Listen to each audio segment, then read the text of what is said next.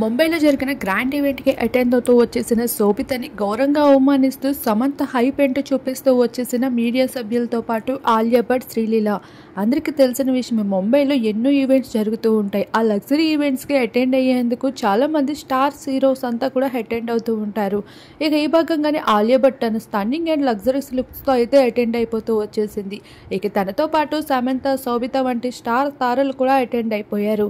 ఇకపోతే అక్కడ శోభితని చూసి ఆలియా చేసిన ప్రవర్తన మీడియా వాళ్ళు స్పెషల్ ఫోకస్ చేస్తూ వచ్చేశారు. ఇక శోభిత పక్కనే ఉండగా ఆలియా భట్ మాత్రం ఏమాత్రం పట్టనట్లు, తనెవరో తెలియనట్లు వెళ్ళిపోవడం అందరినీ ఆశ్చర్యాన్ని గురిచేసింది. ఇక పక్కనే ఉన్న సమంతని మాత్రం ఆకాశానికి ఎత్తేసి తన కోసం ఎంతో స్పెషల్ ట్రీట్ చేయడం అనేది మరింత పాజిటివ్ గా మారిపోయిందని చెప్పాలి. శామ్ చైతన్య డివోర్స్ టైంలో ఆలియా భట్ శామ్ కి ఎంతో ప్యాంపరింగ్ చేసింది. తన బర్త్డేస్ కి కేక్స్ పంపించడం, మధ్య మధ్యలో స్పెషల్ గిఫ్ట్స్ అండ్ మెసేజెస్ పంపించడం, ఇటువంటివన్నీ చేస్తూ శామ్ ని ఎంతో స్పెషల్ ట్రీట్ చేస్తూ వచ్చింది. ఇక సమంత అంటే అంత ఇష్టం ఎందుకు అంటూ ఆలియాకి అడిగిన ప్రశ్నలపై ఆలియా అయితే ఒకటే సమాధానం చెప్పింది, ఏమ్మాయి చేశావే అంటూ.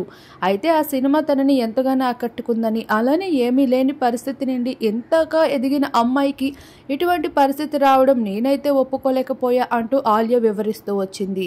ఇలా శోభితకి అయితే చిన్నపాటి అవమానమే చేసేసిందని చెప్పచ్చు ఆలియా శోభితని పలకరించుకుంటా. ఇది శోభిత వరకే కాదు, ఆఖరికి అక్కినేని కుటుంబానికి కూడా అవమానంగా మిగిలిపోయింది.